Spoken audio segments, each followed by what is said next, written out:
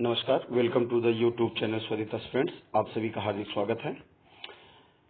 Daily current affairs की series में 28 सितंबर के जो महत्वपूर्ण करंट अफेयर्स हैं वो आप सभी के लिए यहाँ पर प्रेषित हैं, जो कि आपके आगामी परीक्षाओं यूपीपीएससी, आरओ, एपीएस, यूपीएसएससी तमाम परीक्षाओं के लिए महत्वपूर्ण है।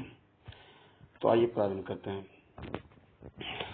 इंटरनेशनल हॉल ऑफ फेम में शामिल हुए लिएंडर पेस, इनका नाम काफी जाना पहचाना है।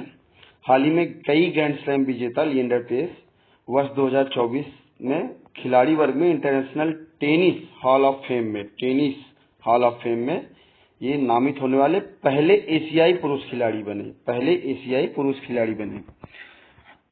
गौरतलब है कि इससे पहले जो चीनी खिलाड़ी लीना ये वर्ष 2019 में ITHF मतलब इंटरनेशनल हॉल ऑफ फेम में शामिल हो चुकी हैं। तो पुरुष में ये पहले खिलाड़ी हुए लिएंडर पेस। और लिएंडर पेस के बारे में अगर बात करें तो जो युगल और मिश्रित हैं, उनमें युगल पारी में ये 18 ग्रैंड स्लैम जीत चुके हैं। टोटल 18 ग्रैंड स्लैम जीत चुके हैं, हालांकि अब संन्यास ले चुके हैं। और जहां तक बात है ITHF की, तो ये टेनिस खेल को एक समर्पित प्रतिष्ठित संस्थान है और संग्रहालय है। ये USA में स्थित है और ये टेनिस की बेहतरी के लिए ये कार्य करती है। और जो टेनिस से संबंधित उत्कृष्ट व्यक्ति होते हैं, उन व्यक्तियों संगठनों को ये प्रोत्साहन देती है। अगला है वर्ल्ड टैलेंट रैंकिंग रिपोर्ट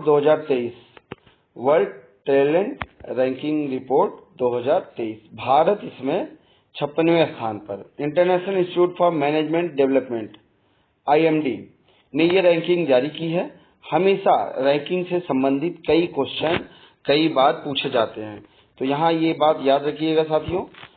इसमें पहला तो जो है आप भारत की क्या स्थिति रहा है वर्तमान में जो जारी हुई है, उसके अलावा उससे पूर्व के जो वर्ष हैं उसमें क्या स्थिति रही है, कौन सा रैंक रहा है, और उस रिपोर्ट को कौन सी संस्था प्रेषित करती है, ये भी पूछा जाता है। तो वर्ल्ड टैलेंट रैंकिंग रिपोर्ट 2023 में भारत 56वें स्थान पे है। और ये टोटल जो है 64 अर्थव्यवस्थाओं में भारत जो है 4 पायदान नीचे फिसल कर वर्ल्ड टैलेंट रैंकिंग में 56वें पर जा फिसला है। ये साल 2022 में भारत इस रैंकिंग में 52वें पायदान पर था। कहाँ था? 52वें पायदान पर था, मतलब 4 रैंक का नुकसान हुआ है। टोटल 64 अर्थव्यवस्थाएं इसमें रही हैं। रिपोर्ट के मुताबिक भारत में जो आधारभूत ढांचे हैं उसमें सुधार की सराहना की गई, लेकिन टैलेंट के प्रतिस्पर्धा में और सुधार करने पर जोर दिया गया है। International institute for management development IMD ने भारत की प्रतिभा पूल की तत्परता, टेक सेवी और भविष्य के लिए खुद के तैयार रखने की प्रशंसा की है। अगर बात करें पहले स्थान की, तो IMD वर्ल्ड टैलेंट रैंकिंग 2023 में स्विट्जरलैंड पहले स्थान पर है, लग्जमबर्ग दूसरे स्थान पे है। उसके बाद आइसलैंड, बेल्जियम, नीदरलैंड की बारी आती है। जहां तक बात है अमेरिका की, 15वें स्थान पे, चाइना 41वें स्थान पे है, UK 35वें स्थान पे, ब्राजील 63वें, मंगोलिया 64वें मतलब अंतिम पायदान ये है। तो ये था वर्ल्ड टैलेंट रैंकिंग रिपोर्ट 2023। अगला है टाइम्स हायर एजुकेशन THE ने वर्ल्ड यूनिवर्सिटी रैंकिंग 2024 जारी की। ये क्या है साथियों? टाइम्स हायर एजुकेशन समय समय पर एक रैंकिंग जो है वर्ल्ड की जो विश्व की यूनिवर्सिटीज हैं उनकी रैंकिंग देती है। बहुत ही प्रतिष्ठित इनका अध्ययन है। इसमें 108 देशों को और 1904 यूनिवर्सिटीज को शामिल किया गया है पूरे विश्व भर में। जहां तक बात है इसमें टॉप 1 यूनिवर्सिटी की, तो पहले नंबर पे लंदन की ऑक्सफोर्ड यूनिवर्सिटी और दूसरे नंबर पर यूनाइटेड स्टेट की हार्वर्ड यूनिवर्सिटी और तीसरे नंबर पर यूनाइटेड किंगडम की यूनिवर्सिटी ऑफ कैम्ब्रिज ये है।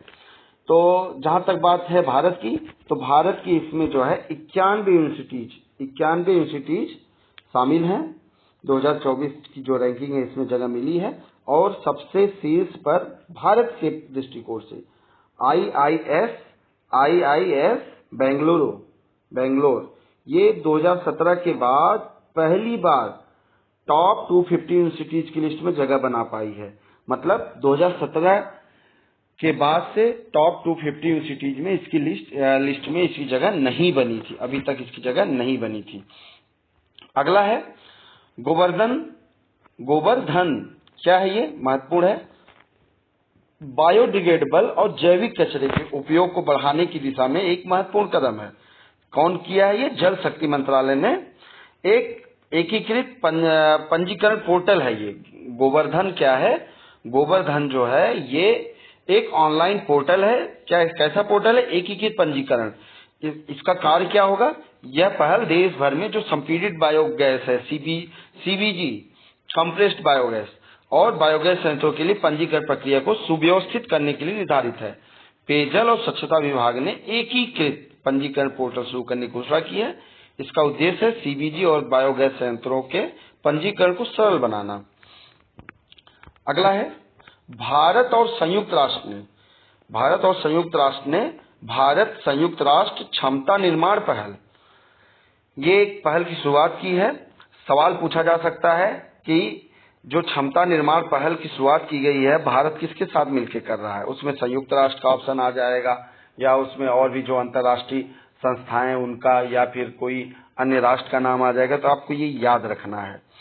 इसका उद्देश्य क्या है? वैश्विक दक्षिण में भागीदार देशों के साथ भारत के विकास के अनुभव को साझा करना।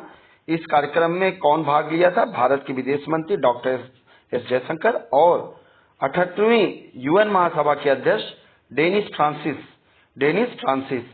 ये नाम भी याद रखिएगा। महासभा के अध्यक्ष कौन है? डेनिस फ्रांसिस ने। अगला है भारतीय भाषा उत्सव। ये महत्वपूर्ण इसलिए है कि उत्तर प्रदेश से संबंधित है। आपके लखनऊ में जो है इसका आयोजन किया गया भारतीय भाषाओं को का जश्न मनाने के लिए 75 दिवसीय कार्यक्रम भारतीय भाषा उत्सव का आयोजन उत्तर प्रदेश की राजधानी लखनऊ किया जा रहा है। कार्यक्रम में पद्मश्री पुरस्कार विजेता और विभिन्न भारतीय भाषाओं के प्रतिनिधि भाग ले रहे हैं। यह उत्सव आज से 11 दिसंबर तक मतलब 75 दिन तक जारी रहेगा। जो प्रसिद्ध तमिल कवि सुब्रमण्यम भारती का जन्म दिवस भी है और जिसे भारतीय भाषा दिवस के रूप में भी मनाया जाता है। तो क्वेश्चन ये भी याद रखिएगा 11 दिसंबर भारतीय भाषा दिवस और भारतीय भाषा उत्सव कहाँ आयोजित किया गया? लखनऊ में। बहुत ही महत्वपूर्ण है ग्लोबल इनोवेशन इंडेक्स। ये सबसे पहले आप देखिए जारी कौन करता है? ये वैश्विक संपदा संगठन द्वारा प्रकाशित ग्लोबल इनोवेशन इंडेक्स 2023 है। इसमें 132 अर्थव्यवस्थाओं का आकलन किया गया है, 132, जिसमें से भारत जो है 40वें स्थान पर अपना बरकरार रहा है। मतलब पहले भी पूर्ववर्ती वर्ष मतलब 2022 में भी ये 40वें स्थान पर ही रहा है। ग्लोबल इनोवेशन इंडेक्स में भारत 2015 में 81वें स्थान पर था और आज वो 40वें स्थान पर आ गया है। तो काफी सुधार हुआ है। फिलहाल भारत अपने अगर इनोवेशन की बात की जाए तो उसमें जो बजट की बात होती है तो ये महत्वपूर्ण है कि भारत अपने सकल घरेलू उत्पाद का सिर्फ महज 0.7% ही रिसर्च और डेवलपमेंट में खर्च करता है। जबकि अगर आप अमेरिका का देखेंगे तो 2.8%, चाइना का देखेंगे 2.1% खर्च होता है। और एक बात और, जो सकल घरेलू उत्पाद है वो भारत का सकल घरेलू उत्पाद है उसका 0.7% है। अगर आप जब जाएंगे अमेरिका का और उसका 2.8%, मतलब बहुत बड़ा अमाउंट, बहुत बड़ी राशि ये जो है साबित होगी। आइए अगला है झाड़ू दान पहल। ये महत्वपूर्ण है, उत्तर प्रदेश से ही संबंधित है।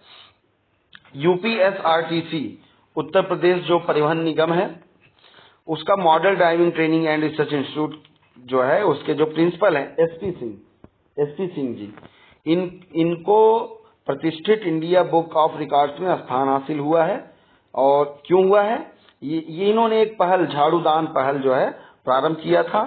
झाड़ूदान पहल प्रारंभ किया था क्या ये जो सम्मान है उनको जो रिकॉर्ड बुक में इनका जो है प्रतिष्ठित इंडिया बुक रिकॉर्ड में जो इनका नाम आया है वो इसलिए आया है, यह सम्मान उनके असाधारण योगदान का प्रमाण है, विशेष रूप से उनके अभिनव झाड़ूदान पहल के माध्यम से जो राष्ट्रव्यापी स्वच्छ भारत अभियान के साथ जुड़ा हुआ है। स्वच्छता और स्वच्छता को बढ़ावा देने के लिए श्री सिंह जी की प्रतिबद्धता ने विभिन्न जिलों